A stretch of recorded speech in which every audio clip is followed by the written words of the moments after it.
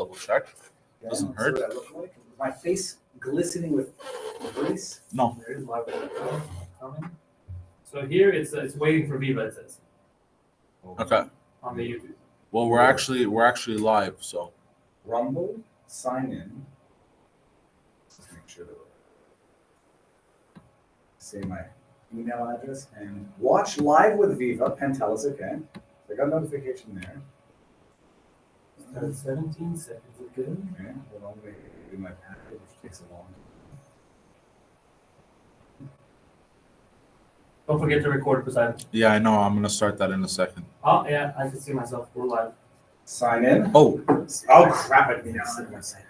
Yeah, and there's audio. Okay, well, if you see it, then I don't have to do this. hold on. There's a bit of an echo though. What do you mean an echo? It's because you're listening to different voices. Don't forget to record Poseidon. Yeah, I know. I'm gonna start that in a second. Oh no, it sounds fine. It sounds fine. Okay, hold on. I can't get my own password. Are you? Oh, it's fine. We're live on Rumble. Yeah, we're live on Rumble. Yeah, Let's see hold the on. chat. Hold Let me press record. on. I'll get my fat finger. Yeah, okay, here. For the last minute, we're pretty good though. This is very annoying. I can't remember my own password. Oh.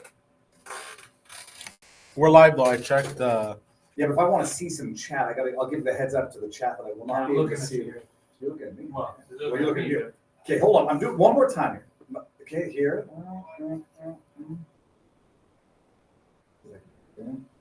Okay. We're just a bunch of old dudes. No, Hold on, we're set up. You just forgot his password. We're already live. People I are know, watching I know. us. People watch me fumble like, forget it. I can't do it. No, I refuse to accept this. I might. That's fine. Yeah, because I can't spell my own last name properly, which is the problem. So, okay, here we go. We'll get this because I want to be able to see. Man, I it's want time to be to able to probably bring it up over here for you. bring it up on the screen. Yes, you can watch the chat there. That would be good. Oh, here we go. Here we go. Okay, we're live. Let me see if we're. Oh, you want the chat? Yeah, I just want to see if there's some Rumble rants in there. And we can talk about I can't bring it from this screen to that screen. You'd have to relog into your Rumble account. No, Yeah, why forget can't you just go to Rumble and look at the chat? It's public, huh? Oh yeah, it's true. this. All right, there we go. Fuck it, we'll do it live. Says Larry Legend 420. We're doing it. We're doing it. Pantel, okay, I'll start by giving the preface. Good morning. It's still good morning, Rumble and everybody. Keep talking. Okay, good morning. We're doing a stream with Pantelis. We're going to start on, it's going to be on all Viva platforms. Move this way. Yeah. Okay, slide this mic over here like this. He's fine, bro. Yeah, perfect. That's Okay, fine. there you go. We're going to start, well, this is going to be on all four of the Viva platforms, including vivabarneslaw.com, but I might not be able to follow the chat. So I might not be getting to all the super chats, Rumble rants, and tips. Click on that, Poseidon. Let's see if it shows the chat. Scroll. There you go. That's it. Look, That's all, it needs. that's a good steak right there. That's all it needs. Just leave it here. The carnival diet. Don't overthink it. Just leave it here. Yeah, Yeah, perfect, I'm that's just right. gonna put the. And Don't overthink it. we're going to do this. For those who don't know who Pantelis is, I've been on Pantelis. I've been on your channel 8 times. 10 Yeah. times. You're It's, one of the most invited guests. I am the Gad Sad to Pantelis. I am the Gad Sad to Rogan. Hold on. I am What your Gad said Sad. is to Rogan, you are to me. So- and it's every time I come back to Montreal, I meet Pantelis. We do a podcast. But for my chat, who might not know who you are, Pantelis, tell the world. I'm a comedian, podcaster from Montreal. I'm Greek. From Montreal, Quebec, Canada. I've been podcasting since 2010. One of the OGs in Canada. Doing stand-up since 2012. And yeah, I'm going to be at the Just Last Festival this summer. If people want to come, they can come check me out. They can see me on tour, pantelscomedy.com. And I don't like Justin Trudeau. That you and 36 million other Canadians. We started talking about this before the show. Your shirt, if we can get. Oh, my Empire shirt. So I was like, I haven't seen the new ones, but I don't remember those characters being in there. That looks like a mix between the Fifth Element creature and. Yeah, this is the burlesque parody Star Wars. The Empire Strips Back. It's a show going across the world, and I hosted it when it came here in Montreal and Ottawa, and they might come back. It is I that they plugged to host it because I'm a very funny dude in 2 languages. Okay, look, we know each other, and this is gonna be like a weird crossover because. Someone actually, it's so funny because I just got a message from the girl who did this, who was playing this character, so that's fine. All right, go on. Was it related to you being on? I don't know. I don't think so. I'm not gonna read it now. It's probably gonna be just comedy related. Like, hey, I saw this. We beret around here. No, Pantelis. So like we've known each other. This is going to be like a crossover. years. I'm going to interview you to some extent, but then we're going to just talk like what we always talk about. You're a stand-up comic. Yeah. And this is something I've never understood how people get into it. I know it's always like somewhat by accident, but then also being a stand-up comic in a world of political correctness, cancel joke, where you get canceled for making jokes. How the hell do you do it? Now or how I started? How you started and what it was like at the peak of you can make certain jokes, but not other jokes. And now it seems to have come back with a vengeance. Well, you know me well enough to understand that, especially when it was at its peak. And I was working 9 to 5 at that time when I was still doing stand-up. So that was the time where you should. What were you doing 9 to 5? I used to work in video games. I worked at EA, and then I worked in virtual reality. I was a producer for a company that we would produce virtual reality and augmented reality projects. And that was the peak of kind of not cancel culture, but you got to be careful what you say because it's always. And I was always the same person. I was like, fuck that. I'm gonna say what I want to say. If it's funny, I'm gonna say it. So I haven't changed really. Everything around me changed. And people were not agreeing with my risks in the beginning. They're like, why would you say that on a podcast? You got to go to work the next day and you just called the prime minister a retard. And I was like, yeah, that's how I felt. I still, like, if they question me, I feel the same way today. So I just continued being who I was. Then I quit everything and just put all my energy in podcasting and stand-up, which was another big risk. Now it's working out for me. Started doing it in French as well. And in French, they're like, you know how Quebec is. They're big on culture, on the arts. So as long as your goal is to be funny, they don't really mind you being offensive. What they don't like is if you're just harassing people. They're not going to go for that. But if it's to be funny, they support the hell. It's a culture place. They love culture in Quebec. So I'm kind of in a safe space for me. I can say whatever the fuck I want. And a lot of people hate me for it. Now, French, though, the market for comedy, when you're in English, you're competing with the rest of America. When you're in French, it's pretty much limited to Quebec. I don't know what market exists in New Brunswick. But are you in the French market? Not well. They know me. Like they listen to the French cast. The French cast is pretty popular, but I don't go to France. I might go. There's something cooking maybe in November. I might go to a festival in Switzerland. We're looking at that. But apart from that, I'm going to be new to the French in France. I'm not sure I would. I'm not sure I'd go to France these days any more than I go to England or any the way part of I Europe. talk shit. Yeah, they're going to be upset. Yeah, we had one of our podcast partners draw the picture of the Prophet Muhammad last week.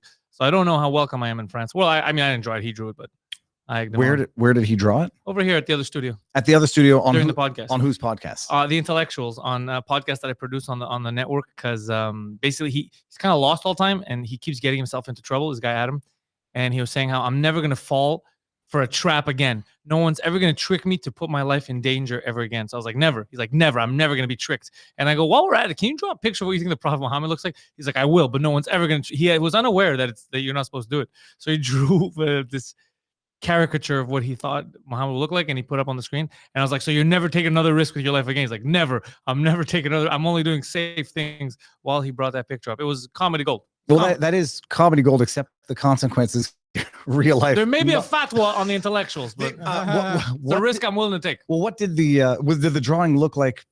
We have it in the room. Or it looked like a stick figure. Like you couldn't tell what it is. It did. Well, that's like the philosophical, not absurdity, but the philosophical question is: draw a smiley face, and it's fine up until the moment you say that this represents that which you're not allowed to do. Unlike what you might have like an offensive stereotypical cartoon, like how you depict. Oh no! If he didn't do anything like raunch. The premise there of the joke was the fact that he wasn't realizing, because when I figured out that he didn't know that you're not supposed to do it, and he was so adamant about, I'm never taking another risk again. No one's gonna trick me into doing anything dangerous ever again. That's what made it hilarious.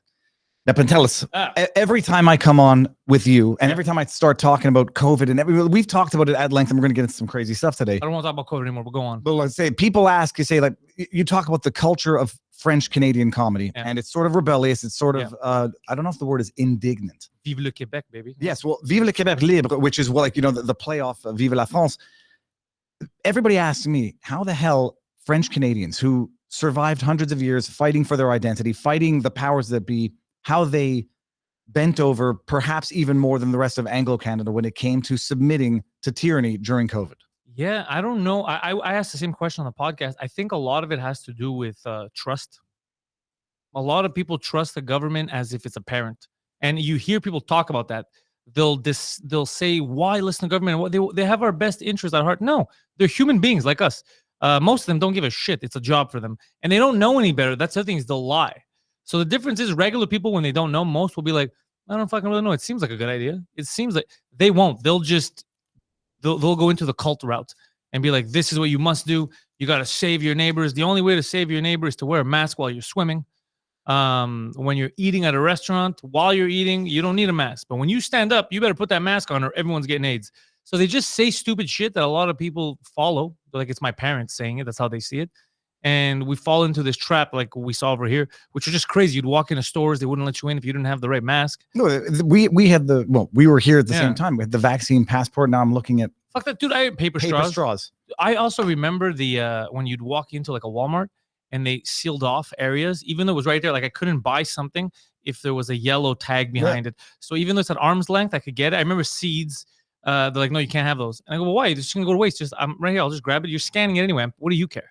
Like, no, you can't do that. It was, I mean, I go back to the pictures every now and again. They had the whole sections saran wrapped off, gift cards, birthday cards. They had like socks. And I remember at one point I was at, it was in Alexis Neon, and there was a homeless person trying to buy socks. And the clerk was saying, no, those are a non-essential item, so you don't get to buy them. And it wasn't like a skit or a joke. It was real life. It's not essential. Who the fuck are you to decide what's essential? God. I mean, is basically what the government thinks they are. I know how old you are, but for those 37. 37. Yeah. Born and raised in Montreal.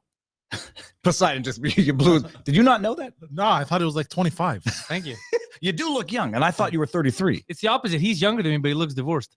It's Poseidon, how old are you? 52. You're not 52, my butt. 32? I'm 30. 30. 30. I'm the old man in the house. I guess. 45. Oh, you don't really look 45 either. I don't know. Well, if I can see the sun in Florida is helping. The lighting is good. It doesn't. My hair doesn't look particularly gray, but born and raised in Montreal. Yeah. Pantelis is your last name. My first name. My name, Pantelis. Yeah. Well, my last name is Poilievre. Yeah. Your first name is Pantelis? Yeah. I thought your last name was Pantelis. Well, that'll be insane. Why would people call me by my last name? I would say insane. Pantelis as a first name, I've never heard of in my entire life. Really? Never. You have no idea. You know me for years. Yeah, I thought it was Pantelis, and I never even thought about asking. Oh, like Rogan. They just call him Rogan. Yeah, no, well, it's my first name. It's Pantelis. Okay, cool. Yeah. And born and raised. May I ask what your parents do? They're divorced right now. My dad lives in Greece, but my mother, she worked. She did a lot of jobs before her last stuff. Before she retired, she was in the hospital. She was caretaker for like patients that had dementia, or they were dying. Old people. She worked with a lot of old people at the end of her life. At the end of her career. Jesus Christ, her life. Now, dude, so let's what the hell's been going on? Now we're going to get into the section of this discussion where it'll be like old times, man. What the hell is going on in Canada? I came over the border. I drove this time. I didn't fly in, but when I flew into Toronto for the Rumble event, it's like entering a different country. Drove over here. You know, there was there was a border crossing. What are they called? And the agents were on strike, or they were going to be on strike. Everyone's on strike here, so it doesn't surprise me. SAQ, the Société Alcool de Québec. I noticed some stickers on the front door. Are they on strike as well? They might be. I know that we went to the casino once a few months ago with my friends, and they decided we're shutting down at 2 because we're on strike. I was like, well, you're on strike. Shouldn't you not be open? I don't understand how any of this shit works. Everyone's just always on strike. It's kind of like France to some extent. Everyone's on strike. I mean, I'm coming back and seeing this. You've been here the entire time. Have you been here for the last 2 years? Have things gotten worse, crazier? Am I going crazier, or is homelessness homelessness is on the rise? Worse? That's objectively worse. That you can't deny it. That's true. I think we have stats for that. Homelessness is worse. People are starting to wake up more. They're not accepting as much of the fuckery, we'll call it. Though there are some people that are still waiting. If the government tells them tomorrow, slit your neighbor's throat because of COVID, there's some people that are still waiting to do it. But the majority are kind of waking up. Economically, it's never been, in my lifetime, it's never been this bad. I've never had so many complaints, like after shows, people talking to me about life and just telling me about it's impossible to make it because of rent, the price of groceries, the money that we make, the interest rates for anything you want, a car or your loans. What are the interest rates now? He knows. He's my guy. Poseidon, you have a car? For cars, it depends if you want to buy new or used. New is like between 5 and 8%. A used is between 8 and 12. Like if you have good credit, I mean. Houses is like 3-4%, which is insane. Yeah, it's pretty bad. Well, now hold on. When Poseidon's talking, that's what they saw, right? So they can. When I'm on my phone, we're going to see this. Oh yeah, they could see him, or he could even put the camera on himself, but he won't. It's wild. Quebec was in the news recently because McGill was increasing its tuition at the provincial level. McGill is the university, the main university. This was before the encampments, which are now the bigger issue. What else is going on in Quebec financially, economically, politically? Well, the teachers are still upset. We're not really paying our teachers. The hospitals are overrun. You can't get a doctor. It's insane when you actually put it down on paper. We have Quebec is the place that has like the most natural resources. Like I said, culturally it's strong, but it's run like the rest of Canada, so it doesn't work. Have you been following the, I would call it pro-Palestine or the Israeli-Palestinian issue that's been sort of imported and now domesticated? Have you been following this? I've been following quite a bit, yeah. Have you gone to McGill to see the... I drive by all the time. I've seen different versions of it. One time they blocked me. I had an interview to go do downtown, a radio interview, and I was late because of them. I get... Like, I'm a guy who loves, like, I like protesting. I like speaking my mind. But a lot of stuff that's happening now isn't helping anything. It doesn't make any sense. Like, I know that apart from the protests, there's some restaurants, Jewish places that are getting shot up as a message. But I don't know what a guy who owns a deli has to do with the IDF. They're not related. It's crazy. The encampments now, they've moved to Victoria Square where they're just spray painting statues, which, again, I don't know how that helps. You're vandalizing and you're causing problems here. And the people that you're disturbing, they go, we're going to disturb them so that they do something. But they can't, like for example, I'm getting disturbed. I have zero authority. I'm not even Jewish. I have zero authority with what happens in Israel. I can't do anything. So you're disturbing my life. I'm just getting pissed off, but there's nothing I can do. Even the mayor has no fucking power for what happens in Israel. I'm surprised unless Trudeau wakes up and says, we're going to stop selling weapons or there's no way. But it is, what the demands are, what is it called? Disclose, divest, whatever it is, stop doing business with, and now they're going after Caisse de dépôt, which is like sort of the retirement fund that they want the retirement funds not to invest in anything related to Israel. Okay, so here's the thing about that. It's a slippery slope. So now we're blaming everyone that's Israeli for a war. If we start going down that route, it's very dangerous because you can't blame every Arab for a terrorist attack. That's insane. You can't just group everyone together. For example, the U.S. We fucking love America. If something happens, if they do something bad, if like fucking Hillary, when they love to bomb kids in Syria, are you gonna hate every single American because of it? We can't start going. Isn't that what racism is? You're just grouping everyone together. It's very dangerous to do that. I hate people that do that shit. And so now what the youth in university who should know better are doing that. What drives me nuts, first, I mean, I'd say like they've imported these international conflicts and they've imported these policies where it became normal to hate all of the people by virtue of the government with Russia. I mean, that was when it was normal. Yeah, exactly. And it became normal to idolize all of the people of a culture because they're the good guys. Ukraine, even though Ukraine has #1 export was human trafficking for the last 30 some odd years. Nothing to brag about, but brag. No, it's like that. It's been normalized in the same way it was normalized to rat on your neighbor. What the hypocrisy that drives me nuts is however you feel about the conflict and however, even if you could even accept the premise, because I think it's not really arguable. There are certain war crimes being committed. All right. They've picked Israel as the one to boycott, divest, etc. But China is okay. Venezuela is okay. Saudi Arabia is okay. And all of these very activist people have been mum when other groups have committed atrocities because I guess they need their iPhones, they need their Samsungs, and it would be too much of an inconvenience for them to actually do this as a consistent life principle versus a convenient political issue. Viva, a NATO ally, Turkey, has occupied 1/3 of Cyprus. 1/3 since the 70s. No one says shit if we're talking about it. And when you bring it up, they don't want to talk about it. Currently, right now, Armenians are getting slaughtered by Turkey and Azerbaijan forces. We're not talking about it because it's not convenient. It's not cool. So I'm all for stopping all these wars. I'm an anti-war guy. I'd rather negotiate. I don't think anyone should die over what politicians have decided. Because you see what's happening right now with Palestine and Israel, for example, the people that are dying, it's not soldiers on either side. It's innocent people. The Israelis, when the border jumping had happened and all that, who got kidnapped, who got killed? Innocent people. What's happening with the Palestinians? Who's really the majority of people getting bombed or hurt? Kids, innocent people. And it's like that in every war. Look at the Ukraine. The majority is always people who don't want to be in this conflict. So I'm full anti-war. But people aren't honest. So they go with what's convenient and what's trendy. So right now, this is what's trendy. For a while, it was the Ukraine. Cyprus isn't trendy. Even though a NATO ally has occupied this island for fucking since the 70s, we don't want to talk about it because we don't want to talk shit about an ally. Are the Armenians? I don't know why the Armenians are not chic. People don't like them. I don't know what the fuck it is, but we're not talking about that. They've always been getting slaughtered. They're getting slaughtered right now. We don't want to talk about it. So that's why I don't care about this virtue signaling bullshit. I'm against war, but I don't care what these people are saying and screaming because I know they don't really care about human life. They care about what's trendy. Well, I've come to the realization that I think it was James Lindsay that said it, but it's not about the issue. It's just about destabilizing Western society. Import the conflict. Doesn't matter what it is. If it's convenient to exploit, they'll do it.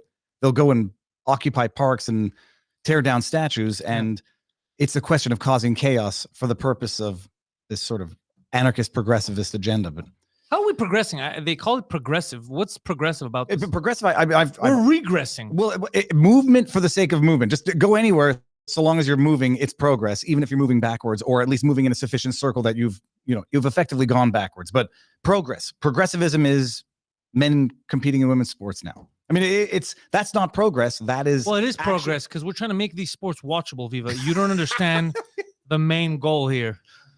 I want to see made layups. Have you heard I mean, that is well, there's going to be some chat on my crowd who's going to see some humor today. Britney Griner. Have you heard the rumor that she's a he? What does she look like? Britney Griner was the basketball player who was locked up in Russia. Oh yeah, he brought it up. Some people bring it up. I don't know. I mean, to be honest, I kind of don't care. I can see it, but a lot of people, like athletes, if there's a lot of testosterone, you look kind of a bit more manly. So I don't know. She's a tall. That was the one. That was the one photo. Well, I don't even know. Could be who that is in that video. That was the one where she was doing basketball shots from a pool. We'll get the video. But there was a conspiracy as to whether or not she was kept in a men's prison in Russia and whether or not that had to do with it. There's too many of these. I sort of let's see here. Britney Griner is a man. That is not me reading it. That is coming from a YouTube video. I kind of don't. I don't know. I don't care. Like what I mean is I don't mind. Rather, like it's not my business. I'm not in the WNBA. If it's up to them. And it could be one of those. And it's not up. I don't give a shit. No, it could be one of those anomalies where someone might actually look like that. Yeah. Anyhow, it doesn't bug me. Pantelis, what's going on in Canada? Yeah, so we were talking before. Am I allowed talking about who you're trying to get as an interview? Pierre Poilievre. Okay, good. Future Prime Minister. Yeah, I'm trying to get him on. They don't do. It's very what I'm hearing. They don't really do long form interviews. It's very hard for them. There's another politician too, a Quebec one that I'm trying to get, and they're like, we're going to try to get him on in the fall. They're scared to do long form interviews. They're scared to say the wrong thing, which to me is not a good sign. No, it's if you're scared to say the wrong thing, that means that you don't know what the fuck you're doing. Like, just come shoot the shit. Let's see who you really are. It would be a no-brainer. I mean, whether you like him or hate him or want him to win or not, RFK Jr. doing the long format interview rounds, it's garnered immeasurable support and immeasurable social awareness. Yeah. If Pierre did it, he seems like a guy who can think on his feet. I mean, I thought it would be a fun interview. Yeah, it would be, not that I want Pierre to win particularly. I don't like the Conservatives or trust them, but it would be I think it would be a net deal positive. maker. 1,000%. His team doesn't see it that way, I think. I'm gonna try to convince them though, but they don't see it. We're gonna snip it and clip it and say, Pierre, don't be a sissy and come down for a lot. I mean, and he could do it in English or in French. I could do it in either one. You could switch back and forth and show the world what real your Canada's bilingualism. Yeah, and Pierre's so I mean, has it what are the state of the discussion? Like, is he still are you back and forth and trying to make it happen? It was for a while. I'm like, we're not. And then now, because I saw he's in Montreal, I reached out again to his people yesterday. And then also tagged him on Facebook. So now, like, there's a couple hundred people that are like, you have to go. You should go do the interview. You should go to the interview. Hopefully that puts some pressure on him. I sent another email last night waiting for his guy to reply to me. Good people. Just, it's not up to them. It's a group effort. Like whether, but I think it would be a great fucking interview. It would be amazing, especially it would not be a sabotage or have a discussion and ask some hard questions. Yeah. What my toughest gets right now are him and Alex Jones. They're the two guys that I'm trying to get on and that are the toughest. You know this. I don't know. We had an open dialogue with his people for a while, and then it just went cold. We'll talk about it after the show. Yeah, for sure. And I always, you know what's going on with Alex right now, with. That's why I want to talk to him too. I wanted to get his the whole story out and how, because it's fucking insane. They're just trying to kill him at this point. They're trying to kill everybody. I mean, if they kill him with the process, make him have a heart attack, bankrupt him in the meantime. It's a vicious level of politics that I've never seen in my entire life. But it's gone beyond hit pieces and slander to lock up, bankrupt, and make your life a living hell until you have a heart attack. Until he just takes his own life. Yeah, Jones. I mean, when they're talking about the January Sixers, that's definitely happened, and that's definitely, as far as they're concerned, a not unfortunate consequence of their abuse. But with Alex, I mean, there's no chance Alex does that. It's just a question of that stress. They mentioned it with Trump.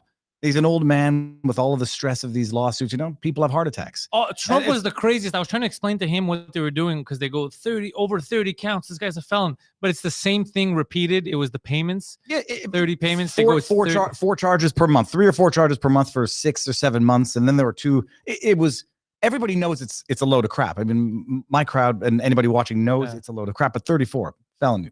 He's a career criminal. The goddamn gangster. Because of one payment stretched over 6 months that was absolutely lawful. It's so crazy that we're able to do this in the modern world. It's revelatory.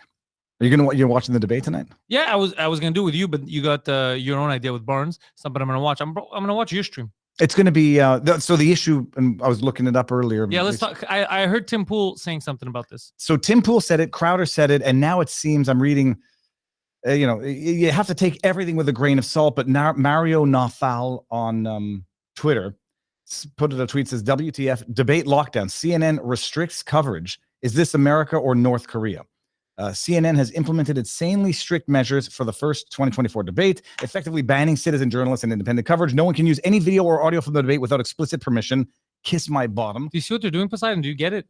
100%. So basically, me and you wouldn't be able to stream tonight because it's on CNN. So we wouldn't be able to actually show it and talk about it. So they're trying to hide. I get why, though, because the guy that they're supporting has no clue where he is. So there's a chance that he'll say something crazy. Well, but what they're effectively trying to do is control the pre, during, and after. If nobody can use clips without their express permission, it'll control their narrative. Spin. Their spin and other people's, making sure reality stays straight.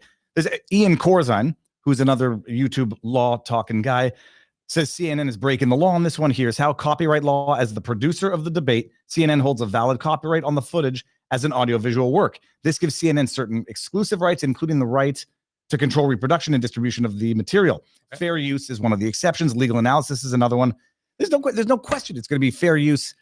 Presidential debate. Well, I've seen some dudes, I won't mention any names, and they're not in the law community. They're in the left-wing propaganda community. They think that their fair use consists of playing the debate with their stupid little face in the corner, and they say nothing and do nothing of value during the entire rebroadcast. That I can understand. But it sounds like what CNN wants to do is control the audio and video that people can use after the debate, so they can continue to lie about what happened, suppress and take down. And you have that in conjunction, now that I talk out loud. You think Joe Biden, what's the over-under on him shitting his pants tonight? Well, I think, I put my prediction out there. We'll never know if he shits his pants unless Trump says, "What's that smell?" Joe, did you just shit your fucking pants? It could have, it's going to be a debacle, I think, for Biden. But remember, just yesterday, you have that Biden v. Missouri case where the court didn't greenlight Biden interference with social media companies to, permit pressure, but, declared the plaintiffs without legal standing to challenge it. You have that ruling yesterday, and now you have CNN saying, we're going to control all clips, snips, and audio, which is basically going to allow them to control social media afterwards and force Twitter, force others to take down clips so they can control a narrative and probably continue to propagate disinformation. This sounds like a very sinister plan coming together. What a life. It's amazing. So I came to Florida, like a month and a half ago. Where'd you go? I went to Miami, and I had a good time. Trump has a lot of hotels there, by the way. I noticed while driving. I was like, fuck, they're all next to each other. I ate well. There's a lot of Argentinians. Yeah. Obviously Cuban. Obviously Cuban, but we knew that. But a lot of Argentinian. I ate a lot of Argentinian food. Love it. They've got amazing meats. And I'm a meat guy. Again, proteins. I don't think nobody goes to Miami and doesn't have a good time. It's not like going to New York and you get your car, you get robbed or mugged, whatever. Miami, I've been going down, not often, but every now and again for podcasts, whatever. It's like New York with energy and life. It's amazing. Yeah, I had a good time, and I got why you're in Florida. I get it. I mean, there's some shitholes too in Miami. There's a lot of extremes. I drove through some neighborhoods where I was like, I'm in GTA. So, but it's like that in every major city. You can't avoid it. If you want to have the good, you're gonna have the bad. But the weather was great.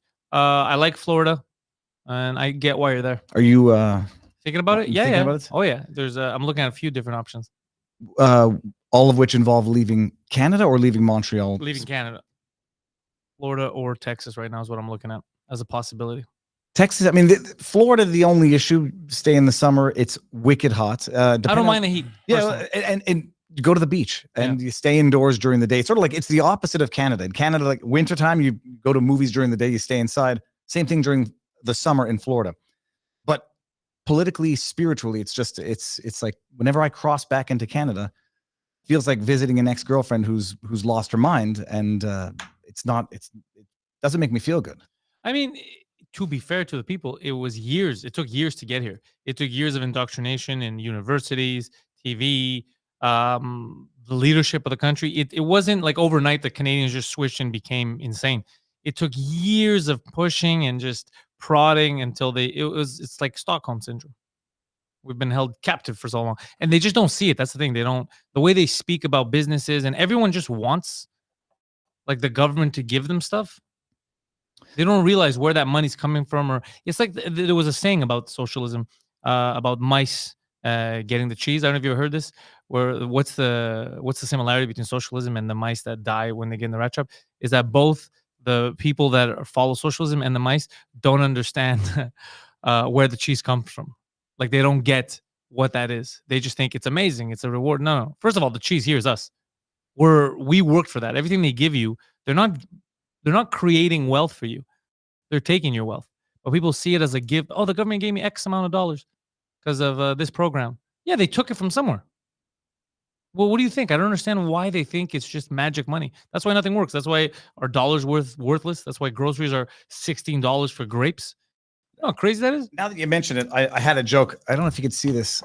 You have 14 cents American? I don't know. Well, I don't know if this is fake because it's like literally dissolving, but I saw something metaphoric in this, that the bill is literally dissolving, like that picture out of Back to the Future 1. Yeah. Can you rip it? Yeah, Don't rip it. No. Well, It's illegal. Don't rip it. I don't want to give many excuses. Yeah.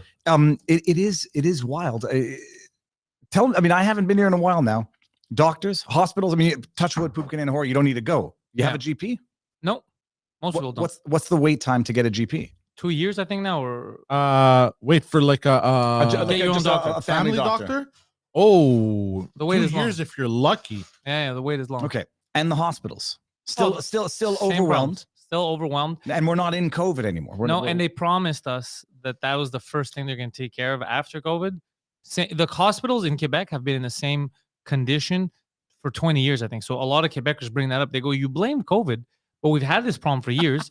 Now it's post-COVID and we don't. What does it say, Poseidon? So 279 days for patients with urgent healthcare problems. If you have urgent, you'll wait a year. And 619 days for people in good health. 619 days is damn near 2 years. And by the way, You're the problem for complaining. If you have an emergency, I think now it's 3 days, 2 to 3 days. Oh, the emergency room is insane. Yeah. You just live there. Do you want to tell them what I had to pull before I went on vacation? So he was nervous because he felt his heart. But anyways, his real doctor, which is me, I had already diagnosed him, and I told him, what did I tell? I had told him exactly. I had trained a little too hard, and my muscle was pinching. He pinched a muscle, and I was telling him this. This was even on camera. Like I told him this. I'm not a doctor, but I could tell with all his symptoms. He didn't want to listen to me. He said, "I'm gonna go." He's freaking out. Yeah, but it's the heart. And I go, if you go, no, it was next to your heart. Well, you need to get, first of all, just get a blood pressure machine and a heart rate monitor. But I told him, if you go, so you don't wait there for 3 days, you got to pretend you're having a heart attack. So I told him, fake having a heart attack. So he went in there. He's like, I'm not waiting for, and he started faking having a heart attack. And now the thing is, here's the best part about him faking it. They still didn't see him. They saw him, but then after a while, people start to realize, they're like, wait a second. He said he can't raise his arm. Now he's raising his arm. We're giving him ultrasounds. We're giving all this. But it was too late. By the time they realized that he was faking it, he realized there's nothing wrong with him. So he's like, all right, well, I guess I'm done here. They had done all the tests, x-rays, ultrasounds, heart monitors thing. They hooked me up to a machine, blood tests, urine tests, everything. It's in 3 hours, in and out. In and out. While people are dying in the emergency room, this guy fucking lied his way for nothing. Well, and all he had was a muscle tear. Like, it has nothing to do with your heart. He's like, that's what that's what my buddy told me. The x-rays revealed a muscle tear. Like it was. Oh, shut up. You took an x-ray and it revealed that there was a muscle tear. Yeah, x-ray, ultrasound, whatever it was. Exactly what I told him. I told him the day before. Yeah. Dude. Did they offer you maids while you were in there? Maids? Medical assistance in dying? Oh, no. It is. I mean, I'm making the joke. My clip has gone viral on that on Instagram, like 2 million views or whatever. Which clip? Where I'm talking about it. When I bring up the lady, the Paralympian, who they offered her. She's like, I would need a wheelchair ramp in front of my building. Like, wouldn't you rather just kill yourself? So I talked about it. And then some people comment. It's the craziest thing. Some people think, look, this is the result of capitalism, which is this is the opposite. It's the result of socialism. Yeah, it's the opposite of capitalism. Other people are like, well, we don't know. Maybe that'll help. Like, no one values human life anymore. There's no human decency. Nothing. Sorry, I'm gonna interfere here. I love there's a new term online that people are throwing around a little too loosely. They're calling it late stage capitalism. The hell does that? I mean, I would go with the term crony capitalism, which is a term I've heard, which I think is more aptly descriptive of the world in which we live. I'm with you. Which is corrupt capitalism. Yeah. It's corporations now influencing government, and they're all working together. It's a funny thing. Like, crony capitalism sounds a lot like fascism to some extent. Capitalist fascism. It's not capitalism in the true form. No, it's not a free market at all. It's manipulative. No, but certainly the issues about the healthcare system. It's socialized healthcare that's the problem. Now, I've been in the States. I had to go to the hospital one time. And I had a what I think was a partial stomach blockage. Like, I thought I was dying. Not a heart attack. I just like my stomach was going to explode. I was seen within minutes. Stop bragging. Treated. No, I'll tell you. There's a punchline to it. Treated perfectly, and I had to get out of there. Like, they gave me some sort of not heroin-like drug, but something that relaxes the muscles. And they did it. And everything just Xanax. No, it was an injection. It was an injection. Oh, okay. And I felt it. I mean, I understand why people do these things. I just didn't like the way it made me feel. But everything relaxed, and then everything just sort of passed. And then I said, like, now I got to get the hell out of here because I'm staying in a hospital. I'm still getting bills. Like that's the issue. It didn't cost like it cost like couple $1,000. That was with insurance. And I still keep getting these effing bills, like $50 here and $100 there, and I don't even know what it is anymore. Then you get like a collection notice for a $3 a surcharge, whatever. So I mean, that's the issue. You pay for it, but you pay for it when you use it in the States versus paying for it despite not using it here, and then it not being there when you need it because it's shit. That's that was always my argument. If I'm going to pay for it all the time, when I need it, I hope it works. But they don't give. So if you talk to nurses here, I don't know how the nurses are not. I know why they're not going on strike, because they're dealing with human lives.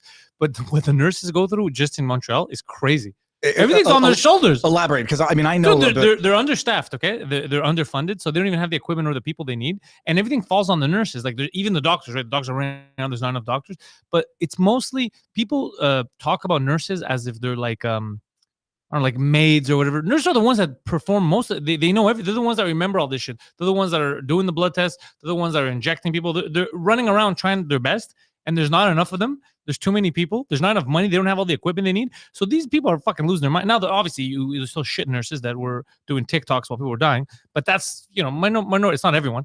But the majority of nurses here, they're fucking... No, they don't get the thank you monetarily or even socially. And they're just running around. They're the ones keeping the hospital alive. No, I was talking with the nurses at the Montreal Super Hospital before we left, and understaffed, overworked. I won't say shitty conditions because I don't want to be judgmental, but what they described as atrocious working conditions. Mm-hmm. And it's no wonder then they end up leaving, take their skills and go elsewhere where they get paid more, and then the system breaks down. Yeah, it's no, but there's trade-offs to quote Sowell, and here you're paying if it's 25 to 50 cents of every tax dollar goes to the healthcare system, whether you use it or not, and then by the time you need it, you end up dying in an ER. At least in the States, in theory, save your money, get proper insurance. And if you need it, then you pay for it because you've saved up at the time. But obviously the issue is people don't save up and they don't get insurance. And then when they go to the hospital, they're even more screwed in the States, where if you don't have insurance, you can get screwed, and insurance costs a small arm and a leg. Still less, I think, dollar for dollar, less than what you pay in taxes in Canada. It might be because they take half your paycheck. Yeah, they take. I mean, let's just say it's like it'll be a good $13,000 to $15,000 a year, depending on the size of your family. That's a lot. You pay if you make $100,000 in Canada. 30,000 is going to the healthcare system. I would say between 25 and 50. I don't think it really goes to healthcare. I think they say that, but if it did, the system would be better. I feel like they're not even telling us. I feel like they're not telling us where this money goes, like the tax dollars, because we're giving so much money, nothing works. I don't know where the fuck it goes.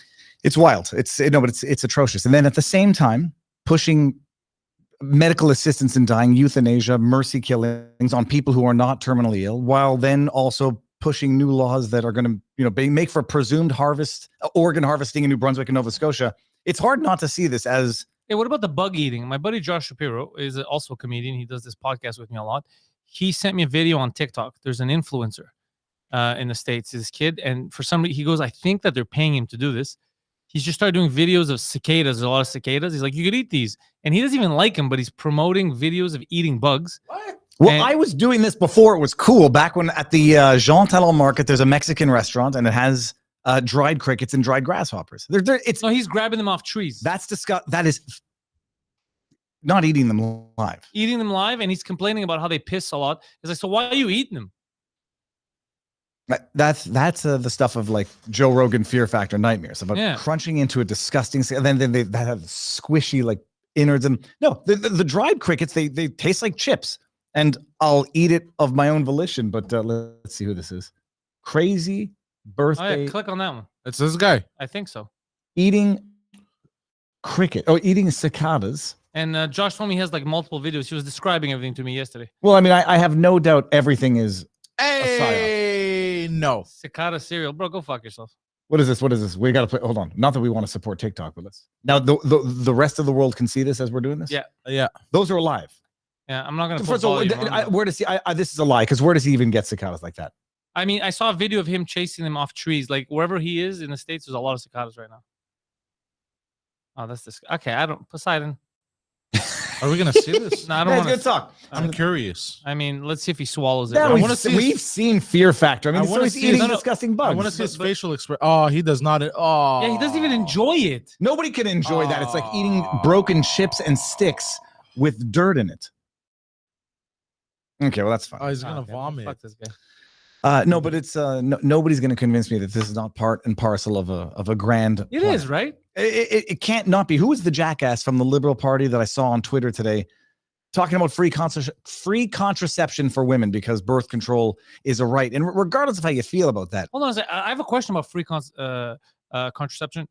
What do they mean? Like, you could just go buy it. Like, are we stopped from, like, are we talking about condoms and the pill? We're You could talking just go get about condoms and the pill. And I asked my wife, I was like, how much was the pill a month? And it was like $20-$40. I'm like, can you imagine we live in a country where they want to give their claim Doesn't to make fame any of a sense. successful government is giving you free birth control, which is going to have population issues. Like, instead, But we already have a population issue. That's why Yeah. we did mass immigration, and now that doesn't work.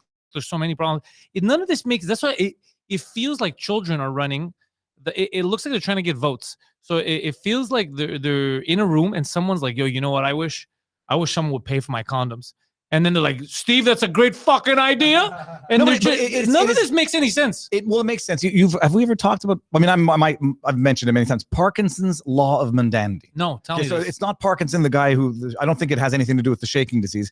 He was an economist and he had a bunch of theories. Parkinson's law of mundanity, Parkinson's law of triviality, and I forget which one it is, but it's the idea that you can spend all day talking about the easiest thing to solve because it's the easiest thing to talk about. And so everybody's going to have an opinion. Oh yeah, hey, free tampons. That's great. We'll put tampons in. All right, because that's an easy, stupid fix for a problem that doesn't exist. Yeah. Talk about how to make Canadians more wealthy. Well, that's more complicated. Nobody has an opinion. So it's easy for small-minded people, idiots, dumb people to say, yeah, okay, well, tampons, easy solution. Now we can go run to TikTok and Twitter and say we've given free tampons in women's What bathrooms. does that even mean? We've given free tampons. Don't cost $900. Well, first of all, How they're about not. you stop taxing people so they have enough money to buy their own tampons? That's what my wife, my wife has been not black pill, but certainly red pill. She's like, all right, give me a tax credit. Like, Yeah. I don't want you to pick my tampons first of all. Stop taking my money. And she said, oh, who's the guy? Poseidon, if you can find this one, I put out a tweet to him and I said, did you just invite girls into your bathroom? He's a liberal guy. And it would be a tweet and it says, we're going to have a problem type thing. This is a guy, not that it makes a difference that he's a white male, but it's a white male sitting down saying, we're giving out free tampons. And if any of you ladies want some, come to my office and we have free tampons, free women's stuff in our bathroom. It's like, Okay. did you just invite women into your bathroom? Okay, that's weird, but also this is private shit. What's his name? What do you mean invite I'm not people? going to remember what his name is. Why are we pretending that women are retarded and they can't think for themselves? I don't understand No, what not this sure. is. Come to me so I can give you because they don't know how to buy because fucking tampons. it's a sign of their progressivism. It's regress. And then my wife Marion says, like, what tampons are they using? Where are they made? Yeah. Are they using the same cheap made in China tampons as the masks that they were forcing on kindergartners during COVID? Oh, we're going to find out they leave little traces of graphene up our yayus. But it's like, it's the stupidest thing on earth because it's such a dumb, small fix to a problem that doesn't exist, but gives them a talking point. And then how much could tampons cost? I don't know, but when the government gets involved, I guarantee you they're going to cost 3 times as much. Who gets the contract? Where's the money going? Where's it coming from? Wait, how much do tampons cost? $20? I don't know. 20, condoms are not particularly cheap, but I don't know, like Condoms are around $20 too. Depends what you want to get. Hold on. but $20 for the condoms are like $1.50 each. Not that I know. It sounds like you do. Well, we don't. Okay, It's $16 for a pack of 64. Oh, I thought it was like $800 the way they make it seem. no, that's like it's great. So if you would Canadians just are reduce tax by 1%, the ladies can buy all the tampons they want. And make it a tax deductible expense. I think it is a deductible expense in certain states, but no, it's so. It shouldn't even be tax deductible. Just don't tax me. Let me buy whatever the fuck I want. I'll let the economy roll. It's celebrating the Stupidity. financial crippledness of the country. Women are so poor. Canadian women are so poor they can't afford tampons. We'll give them to you for free. Except the administrative costs, like the Vegas casino house, taking your money, spinning it around their internal stuff, paying all their employees to give these things away for free. It's government waste. It's insulting too. Well, I'm glad we're saving money though, because we could do a lot more rainbow crosswalks with the money that we're saving. So just add them all up. Promoting abortion in Canada. Are we promoting it? Are there commercials? Justin Trudeau's like after the Dobbs decision that overturned Roe v. Wade, Canada's always going to be a safe place for abortion. Canada, the only country in the world that has no criminal prohibitions on abortion at any stage of That's not true. It is. Fact check that, Poseidon. You can abort a kid at like 9 months? In theory, there is no criminal prohibition for abortion at any stage of pregnancy in Canada, but you will not find a doctor to do it after, I think it's 24 weeks. Okay, but it is But there's weird. it is So the if you only do country. find a doctor, you could basically kill an almost newborn. That is the not the the gray area? logical absurd. That is the necessary conclusion that there's no criminal prohibition for it. Check that. It's gonna. I think we're the only. They say the only nation in the world with no criminal prohibitions on abortion at any stage of pregnancy. I thought you're supposed, but isn't it dangerous for women if you're getting like an 8-month abort? Like, isn't that crazy? It gets more dangerous in all respects. I mean, I have difficulty imagining. Here we go. Abortion has remained legal throughout Canada since 1988. Because no law has replaced it. Abortion has remained legal throughout Canada since 1988. That's not the right one. But if you put in Canada, only nation in the world with no criminal prohibition. So what's the timeline for when it's safe? Like the first 3 months, the first month? I mean, I don't look. I'm no doctor, but I know that it obviously gets more complicated the more. I know this. The obviously, bigger the mass. Yeah. But then they have the abortion pills. The morning after pill, but that's limited. No, The morning after pill, from what I understand, is a few days. But then you have what they just had a decision out of America. While some restrictions exist, Canada is one of the nations with no criminal restrictions on abortion. It's the one that they just had the decision out in America, methylprednisolone, which is abortion not the one. in Canada is legal throughout pregnancy. But pregnancy is 9 months. Yeah, no, Yeah. It's the reality. That's dangerous. And it's publicly funded as a medical procedure under the combined effects of the federal Canada Health Well, it Act. is a medical procedure. Obviously, it's not a fucking. You're not going to the gym, but I mean, yeah, I think like after 3 months, it starts like it's like exponential the dangers. Well, yeah, there's no question about that. And I don't know how methylprednisolone works. That's the drug that the FDA approved, bypassing its ordinary process. And there was a Supreme Court decision that basically said the plaintiffs had no standing to sue or to compel the FDA to withdraw its approval for methylprednisolone. And that's the one that basically causes, like, if I understand it correctly, and I might get chewed up in the chat for not getting it right, but it like causes a disturbance, and then it causes your body to reject what might have already attached to the uterus lining. And it was a secondary use of a drug, and it's not safe. And there's some issues with it, but that's what a lot of people use when they discover they're pregnant later on. Later stage of the pregnancy. So what should we be doing to avoid I don't know, maybe they should technology to figure out if you're pregnant sooner? Well, So I mean, typically you'll know if you might be pregnant if you've been having sex. The issues that but there are condoms that break. I've heard stories of people with people with IUDs. Well, that IUDs sometimes gets knocked around and you still get. Without getting into not my Marion's history, but IUDs don't always work. You're telling me condoms do break, and when they break, Yeah. you know it. Unless there's a leak, what you should be doing after each intercourse is making sure that there are no leaks in Yes. the condom. I once had a broken condom that I didn't notice until I was like, what the fuck? Like, but we're talking about it exploded. Well, Yeah. but you realize at some point, because if you stop having sex and then you see that there's no condom, Yeah, you have a that's little- when I little- realized. Luckily, nothing happened. But then it was still. Oh, you can get scared. But then you have the morning after pill. I think it's like 72 hours from the procreation, it'll cause the the egg not to even embed or Yeah. But I mean, you can't keep taking the morning after. But that sounds good for women. That's fucking dangerous. I don't believe it's good for you. That's like forcing you to. Yeah, that's. But no, it would be the idea would be, say, choose when and with whom you're having sex and how you're doing it, and in the infinitely unlikely case that you realize early on that you're pregnant and for whatever the reason, okay. But the issue and pushing it as something that my body, my choice at any time, I think most people can agree.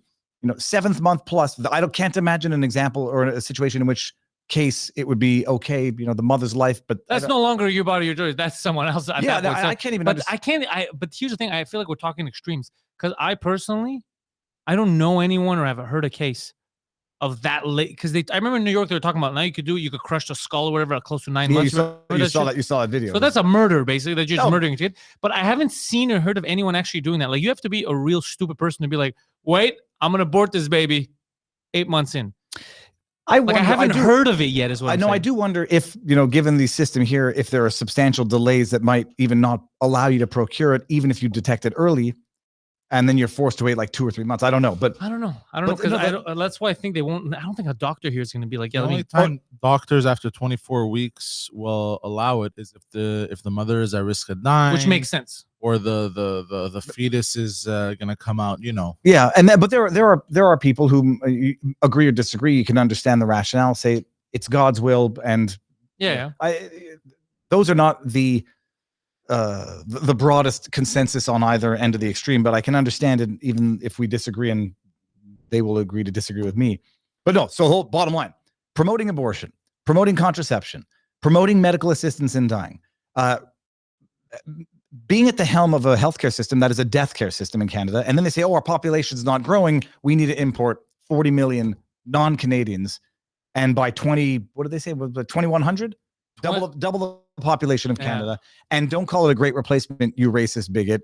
It's not happening, but it's good that it's happening. Canadians have no culture. There is no Canadian culture. I heard him say all that shit. I heard. No, it's wild, but you can't but see it for what it is. Like, and then it is weird. And then administer this jibby jab mandatory experimental. I think we're agreeing now. It's gene therapy. I think by definition it's gene therapy. Yeah, I was right.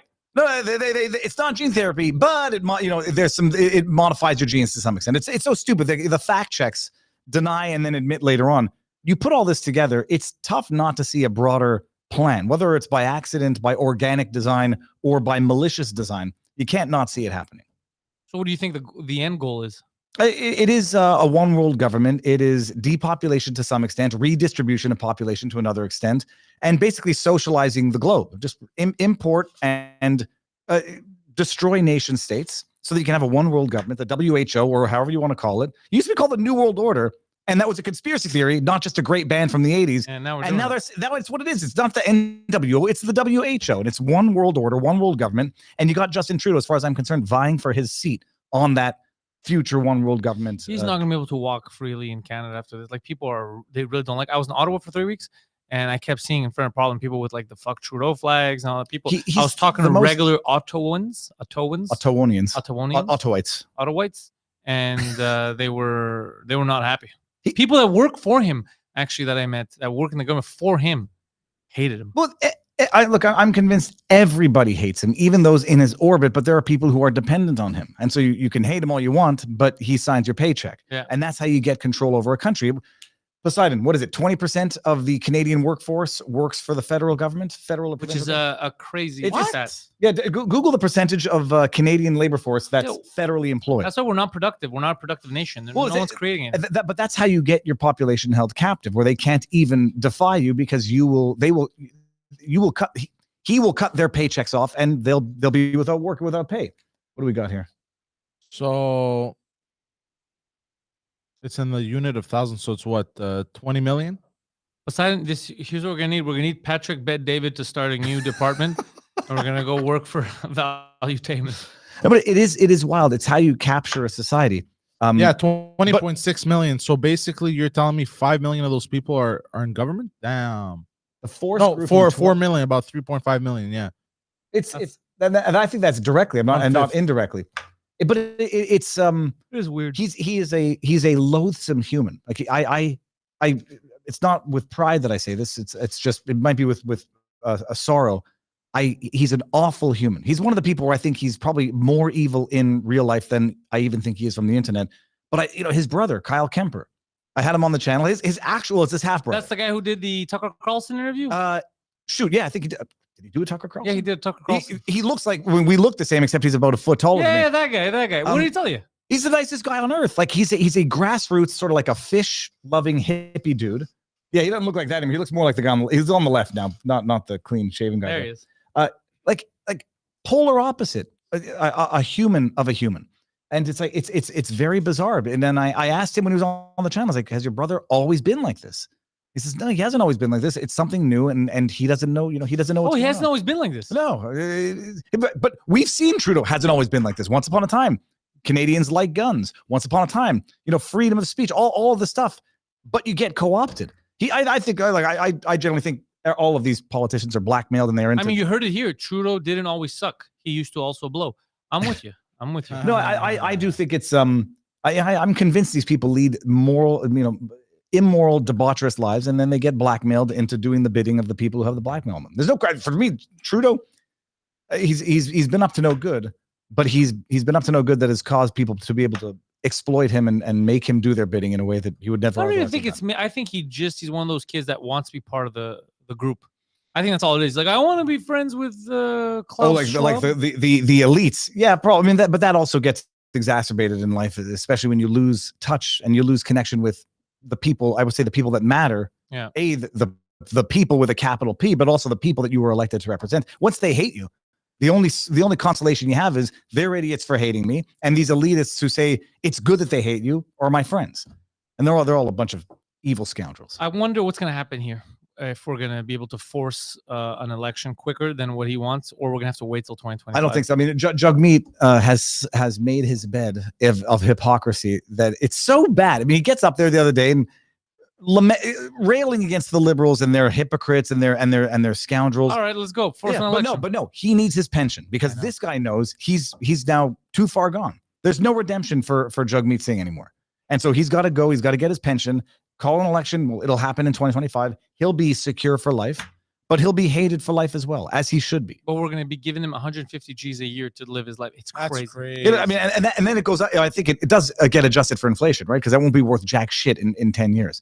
It's no, but what's the other scandal? The scandal that we haven't really seen anything about in a little while: the Chinese infiltration, Chinese and Indian infiltration. What happened with that? Yeah, we the headlines went nuts 4 weeks ago, and now radio silence.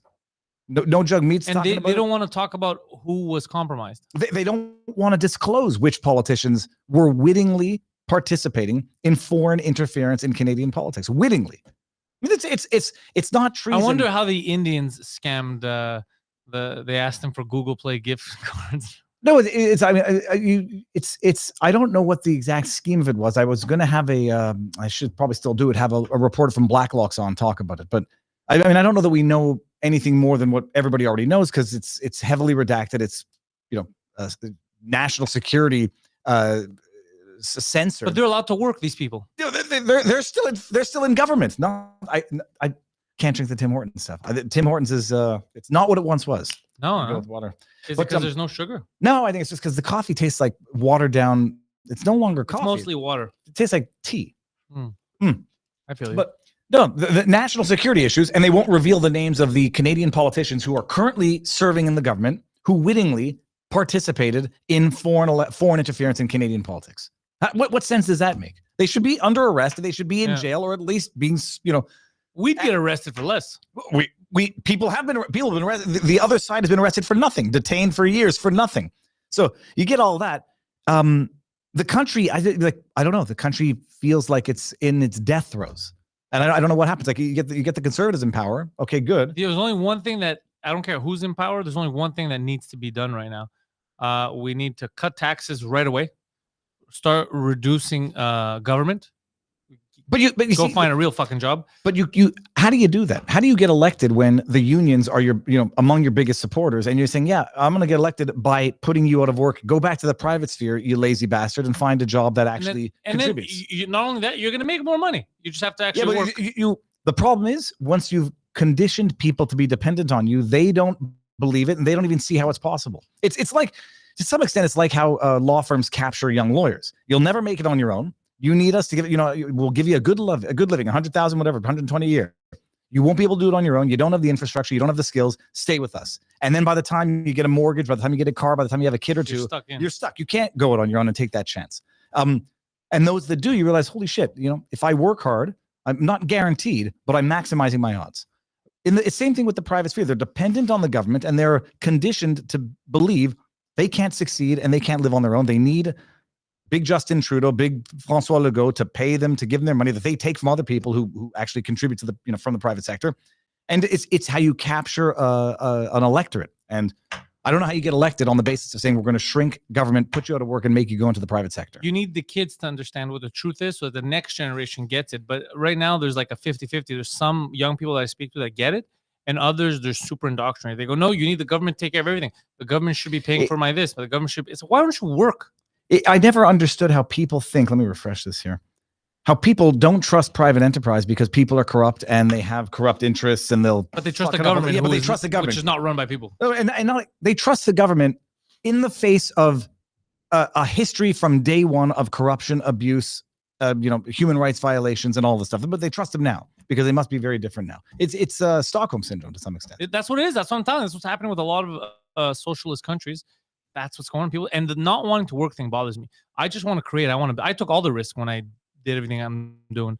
But the government wants to reap the rewards. If I make money, they're there. They got to take half of it. If I lose money, they're like, all right, shut down. Fuck you. No, they're going to tax on capital gains. But I mean, I guess you get to claim capital losses if you can offset them. But it's people who don't live. I moved, so I'm in Florida, still paying a shit ton of taxes because federal really taxes you up the wazoo, even though there's no state income tax. And it's, I'd say like 13% better, 14% better. I'm not at the maximal tax structure, but it doesn't matter. You realize what difference that makes. But people down there don't understand the degree you are taxed. I mean, you pay more than 50% tax because if you're making more than 80, because it's 40 some odd percent on your income.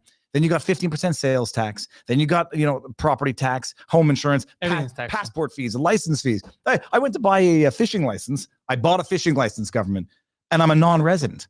$100, $92 for a fishing license, so I can fish for bass that I don't even, have any interest in keeping. Residents pay 30 some odd bucks. There's just disguise tax everywhere. You get a corporate license plate or a company car, $300 a year, renewable every year. It's just indirect disguise taxes. Yeah. And what do they do with your money? They fucking piss it away. They give it to foreign countries, and they finance, international conflict. Yep. And they expect you to be happy about it. Yeah. You want me to be happy about kids getting bombed? No, it's like, and again, people think I'm they call me all sorts of names. I get called, a Zionist, Mossad, and a Nazi in the same day. Really? Oh yeah, no, it's wild. Everyone sees a Jew, and at least some people see Jew, and that's all they can think. I know for a fact that Viva hates Jews. He's mentioned it on many occasions. He's joined these various groups. I know the thing is, I get called a self-hating Jew because I when you criticize. Well, I understand some people's criticism when people say I get it. I'm tired of you guys controlling the media and the weather. Well, that's been bothering me. People say Jews control the media, Jews control politics, Jews control Hollywood. And I was like, all right. Jews do control Hollywood. Well, first of all, it's the same. It's not happening, but it's good that it is. Jews don't control Hollywood, but there's a damn good reason historically why Jews succeeded in Hollywood. I'll tell you why, because they weren't allowed to do other jobs. So they got into the vaudevillian and I know I'm a history guy. No, well, I didn't know that. I learned through Ron Jeremy that Jews also have a very notable presence, a statistically disproportionate presence in pornography as well. Yep. Entertainment in general. But a lot of it stems from the years where people didn't want Jews around in any other field. So they created their own entertainment sphere. And then it was good. But it happens with a lot of groups in different fields. It's just that because media expanded and so big, you're going to notice the demographic. Because there's a lot in media and music and all that. You're going to notice at the top more Jews. Because for all those years, that's the spheres they went into. That and jewelry. Big Jews and Arabs, big in the diamonds. There's no question. And then the issue is people call you an anti-Semite for noticing it. And they say, okay, it's not happening, but there's a good reason that it is. And then they'll say, all right, it might be true, but it's not Jews in the name of Judaism. It's just people who happen to be Jewish. And then you say, okay, fine, we can agree on that. Yeah. But then don't tell me I'm wrong for noticing it. And then you say, okay, They don't control it, but they have statistically disproportionate overrepresentation in it. All right, fine. Big banks, you can take like CEOs of big banks. They're not Jewish. Okay, there is statistical overrepresentation that you can't deny, and that you get called names for noticing. It's true. Well, it's like Greeks in restaurants. We don't control the restaurant industry. But like over 80% of Montreal restaurants, even if they're Japanese or Italian, are owned by Greeks. That's a real thing. There's a reason for it. It was because of which Greeks came to Canada. It's 100%. And I was having a discussion with someone who said, "Did you know the first impeachment of Trump? It was dubbed the Jew coup." No, I never heard of Jew coup. It was called the Jew coup, like JEWCOU, like a Jew coup, not a coup, but like a coup, a military coup. Yeah. Because a statistically significant, or I should say, statistical overrepresentation of players involved were Jewish. You can go with the lawyers. I mean, people you didn't even know were Jewish, like Vindman. Well, hold on. The main complainants. There's Jewish lawyers. Oh, there's a few of them, and a few Jewish accountants, and a few Jewish politicians. Get the fuck out of here. I was talking about recently the lawfare against Trump, and like you say, like people are going to come to conclusions because the brain makes these connections, and the state of America, and they say, well, Jews don't control American politics. Okay, fine. They do heavily influence them, though. But then you say that, and then you realize, okay, like, but for the fact that some of these politicians complained about anti-Semitism as the basis for the critiques against them, I would have never known they were Jewish. Merrick Garland, who's in charge of the DOJ, Jewish. I never would have known it, except he said it was anti-Semitic to criticize him, or at least some of the criticism against him was anti-Semitic. Alejandro Mayorkas, did you know that he's Jewish? No. Okay, I didn't know it either until he was having congressional hearings and then complained about anti-Semitism when he was being lambasted for leaving the border open. Then you go to the lawfare against Trump, and you have E. Jean Carroll, Kaplan, her lawyer, Judge Engeron. Wait, hold on. Which one's the nipple judge? No, nipple judge is in the Leticia James case. Are you here to tell me that Kanye West was right? Is that what you're fucking? Did you come on this goddamn podcast? What I'm saying is that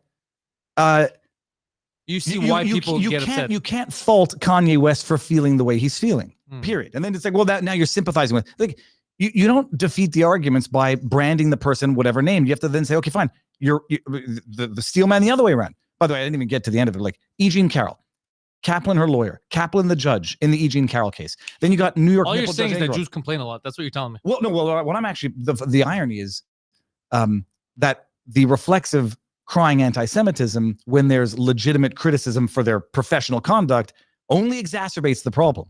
Anyways, I had this discussion with someone, and then they're like, "Oh, I didn't realize all of that." It goes even. So the bottom line.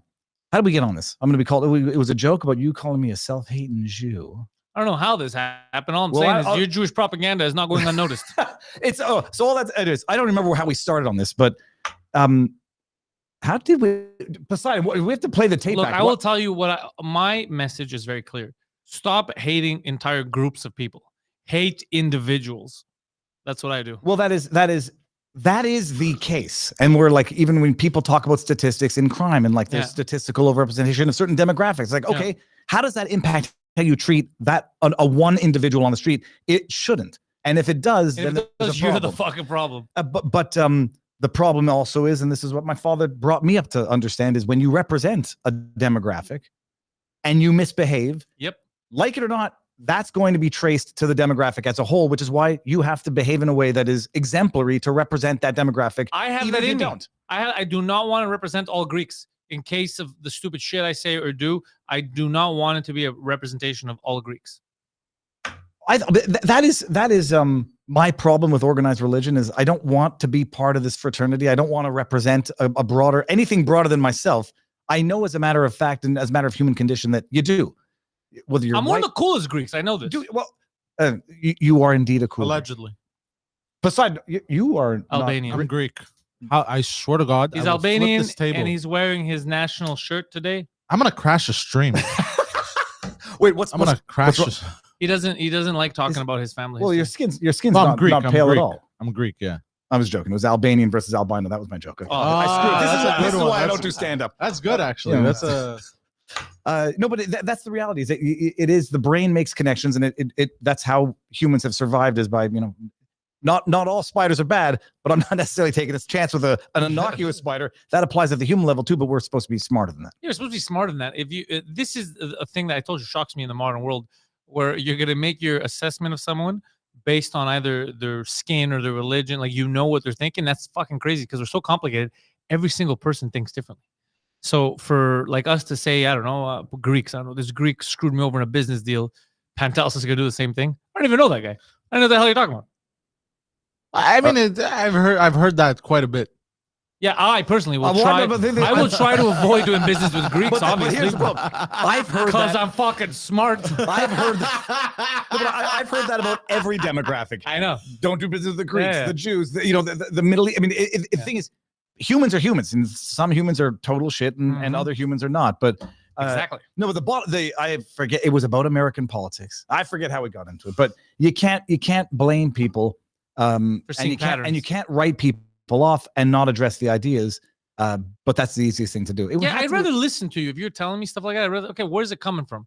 And then see if we could rationalize. Yeah, I mean, even you know who Nick Fuentes is? I know who Nick Fuentes is. I know him because of the Kanye stuff. But isn't he insane? Isn't he like legitimately he hates Jews and shit? I think even he would say. I thought he is a real racist. He's not. No, I think he might have. Well, I don't. I mean, yeah, I think the consent. I don't know. The I'm not saying because I'm saying what I heard, but this is the media. It could be wrong. This guy could not be. But I remember hearing that name, and I know that he's the guy that they go, no, he's like a legitimate like white supremacist. Yeah, I mean, I think he might answer that question and say, yes, I am. Okay. He was on Alex Jones yesterday, and I'm like, when you even if you write someone off as what they might be, like. Also, I want to know what makes. Well, but the most insanely racist, anti-Semitic, whatever bigoted person on earth is sitting right over there. No, but it doesn't mean that you might not want to interact with them as a human, but it doesn't mean that it could. It depends on how hardcore they are. Oh no, but no. All I say is you may not want to interact with them, but it doesn't mean that everything they have to say is objectively wrong. But then. And he might have a good recipe for pie. I don't know. But is he one? Is he? Because you know better than you're in the sphere. Is it exaggerated or is he like a real piece of shit? I don't watch him regularly. He is unabashed about having a white what do we want to call it? Like a white Christian state? Yeah. I will say one thing. I do appreciate, even if you have like extreme views, I appreciate when you're honest because then I know who I'm dealing with.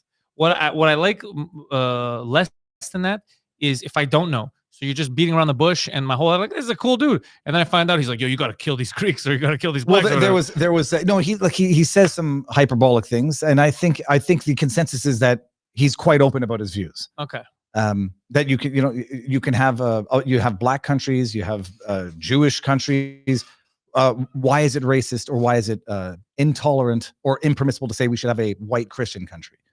But then he says some other things which are even worse. I think most people would agree are objectively objectionable, even if there's some, legitimacy to some political philosophy that he might have. There's a lot to say. It's just, and then there's others who might just say who do say it's a grift, and you find your audience, and then you have to say the things that placate. For sure, there's an audience for that. I guarantee you, there's an audience. No, there's no question. And then it legit becomes a question of what they call audience capture, where you get an audience, you've developed it in a certain way, and in order to keep them and to grow it and to keep them happy, you have to say things that get more and more, that satisfy them more and more, and you get captured by your audience. And if you find a new audience, then you play the same cycle over and over again. Yeah, my audience goes from love to hate with me. That's what I find. Well, I mean, and my audience also is like, we are conditioned, and wrongly so, to have like these litmus tests that we apply to humans. And I like to flow like water. You got to be able to change your idea. If somebody presents a good argument, you got to be able to adapt. I really don't like this whole indoctrination. This guy said this. Or if like, there are litmus test questions. If you believe in late term abortion, that's going to be a litmus test where we will never agree, and I might make determinations based on that. But then the flip side, if you believe that never life at conception and you can't have any, then we there's a lot of cases. That's what I'm saying. I like the gray area. I'm with you. Well, in some, yes, but that says hold on. Where was I going with this thought? We gotta start a that we've gotten to the point where like it's sort of like the swiping left, swiping right. One thing happens that we don't like, we write the person off in their entirety. No. You're not going to agree with everything, and there has to be like really like. I don't agree with everything I say. There's stuff that I'll look back and be like, actually, now knowing what I know, that's not my stance. Yeah. But anyway, write myself off. If someone says I have no problem with abusing dogs, that's a black and white cutoff. That's a black and white thing. Friends. That is, and I'm not going to hate all Chinese people, but I don't like that. I don't like that comment. By the way, someone in the chat wrote, he put $1 in the chat. He said Fuentes is a Fed.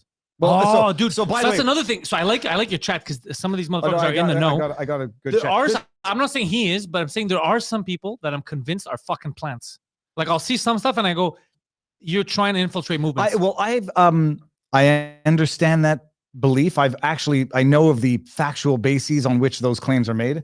I just think long and hard. I'm very reluctant before calling someone a Fed because it's a you could I'm not say saying he is a Fed. I'm saying it happens that people are Feds. Well, no, and I genuinely believe. I saw January 6th. I saw a lot of people. They're clearly Feds, bro. Well, they're clearly Feds. There's people that rely on January 6th and Fuentes' participation in that to argue that he's a Fed. Oh no, there's a lot of people that participate in that were not Feds. But dude, you see some videos. What I mean you're like, that's a fucking Fed. People who participated and didn't get punished. That's where people make some conclusions. But the other thing is, he could all like agents provocateurs also are people who are who are operatives to discredit movements, because there's some people who are so over the top in what they say, like the guys sitting on the overpasses in Florida who are, I believe, the Nazis, and I think clearly Feds, because they're designed to try to co-opt and discredit what would otherwise be a meaningfully politically influential group. And so this stuff goes back to like Operation COINTELPRO, where you get operatives to get inside and discredit movements to get the teeth out of them and to make them mockable instead of serious movements. And the Nazi thing always shocks me, by the way. Every time I see like legit swastika, I always feel like going to talk to them and be like, you realize we fought the Nazis? But I would argue like a lot of those people. We won. What are you doing? Well, who joins the losing side? Some people losers. Some people would. Well, I think a lot of those players are operatives, and they're out there. They're out there to discredit the movement. You saw the whole TikTok craze of that woman who dropped the N-word, and the conservative woman with a cross. But you had me at N-word. Let's go. Well, it was with the A. It wasn't the hard R, but okay.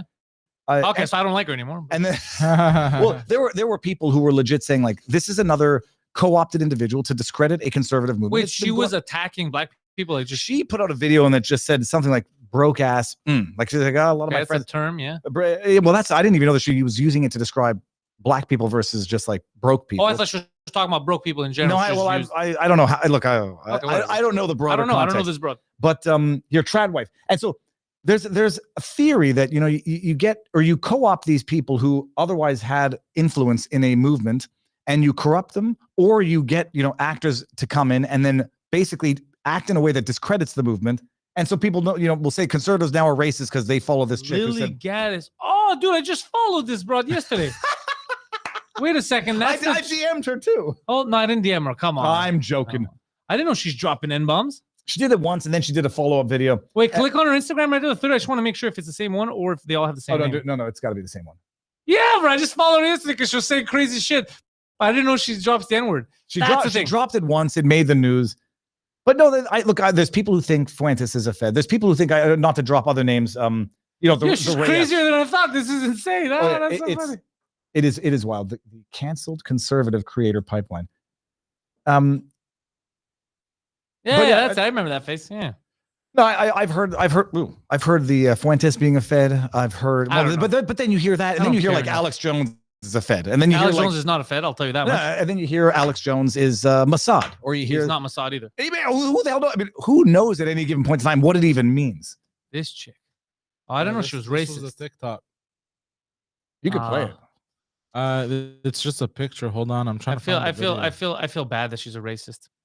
Is she racist? No, I don't even know. I gotta watch the video. I don't know if people are exaggerating. I accidentally wrote Yiktok. Yeah. Just don't put in. No, I was gonna make a joke that'll get me canceled as well. But it's Jewish TikTok. Yeah, no, I was gonna say Yid Talk will get you. You'll get to another website. Now, oh gosh, what is that? That has to see this. I don't know if I don't even know if this that's is parody a Fed anymore. That's a clown. I challenge anyone to name one single constant. I don't want to watch this. This is gonna make me. Hold on, but it might be funny. She might be making. It might be. Oh, I know her. She's this is satirical. Hold on. Okay. You never know these days. I mean, that looks satirical. No. She's I remember her. I like her glasses. I like her hair. Oh, many of them. He mandated tampons in men's washrooms. Nice. You never know when a man is going to forget his tampons. That's true. It happens often. Tons of government jobs, which is great because that means there's less tax cheating entrepreneurs. See, this is okay. I get her. Which is great. I get what she's doing. I appreciate effort. So the other chicks dropping N-bombs. I think people are doing it now to get followers. I don't even know, bro. No, who do they? What's her name? Lily? And then I'm over her. Then they use infiltrators to like breach the likes of Project Veritas, James O'Keefe, to discredit those movements. Well, look, this guy, as far as I'm concerned, I love his late breaking stuff, but it makes me laugh that every time he needs to, he's always goes on gay dates. Like, I think at this point, he's One just, of them. he's like, you could find a straight girl or something. He's like, nah, bro. No, I think they did with the. Nah, bro. We're going to gays. What was the guy's name? You want to watch a Like, video? I'm by the way? sucking now. Oh, is this the video? This is the video. Let's see. Yes. I just know she lied. Oh no, wait. Oh, that's hold on. audio commentary. Ah. TikTok, I don't necessarily support the ban, but my goodness, is TikTok it's an intellectual cancer. Yeah, it is. It really is terrible. Anyways, Poseidon, it's okay. I'll go check it out later. I'm just curious. I'm just trying to think of the other feds now who I think like. Okay, like in January 6th, for example. Yeah. And I've interviewed him a couple of times. Jake Lang, you know Jake Lang, one of the Jan 6 defendants. He's a guy who's in jail for actual violence against police officers, but he says, it was self-defense. And you get people calling him a fed. The thing is, Fed, Mossad, agent, these terms have gotten used and abused to the point where they no longer mean anything. Epstein was Mossad, though. In my view, 1,000 freaking but not necessarily Mossad only. Mossad, MI6. He was Western intelligence. The Five Eyes. He was clearly intelligence, and he was clearly running a blackmail extortion ring. And what was I just listening to? Oh, it's The Great Awakening, and then I downloaded. Oh, geez, I had her on the channel. Come on, who she wrote Whitney Webb. I'm sorry, Whitney Webb. She's amazing. She wrote a 2-volume book. It's called One Nation Under Blackmail about Epstein, his ties to Mossad. People pick on them tied to Mossad because I think there might be an underlying intent to blame Israel in particular. But dude, blame the West. England, Israel, America. It was intelligence without a flipping question, and it goes deep. It goes like Epstein to Ghislaine Maxwell, his partner, to her father, Robert Maxwell, who was definitively, as far as I understand, Mossad intelligence, died under suspicious circumstances. As they all do. Running an extortion ring for politicians back in the day. And then when it became the climate crisis hysteria, running an extortion ring on scientists, getting Stephen Hawking's out there to get some punan like he's never gotten in his life, and then blackmailing them afterwards. Goddamn vegetable. No question. You know what? I like this kind of stuff. I like going backwards and seeing it all makes the sense links. Backwards. Because I wrote in Concordia when I was in university. I wrote a nice little article in American history about the people like the Federal Reserve and all that. It was called "The Men Behind the Man." That's what I called it. Sounds gay, but it wasn't. It was about there might it was about like the Federal Reserve and about the silver standard that Kennedy was trying to implement, and then they blew his fucking head off publicly. It had to be the most horrifying public execution to let everybody know.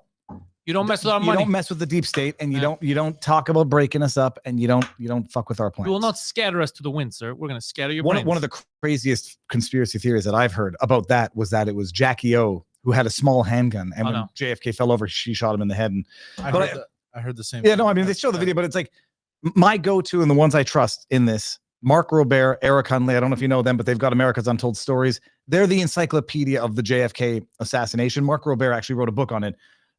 So there's levels to the conspiracy, but the actual one is the most horrifying. It was LBJ having his rival killed so he could be president, or if he didn't have it happen, covering it up afterwards so he could be president. And also George Bush Sr.'s ties to all this.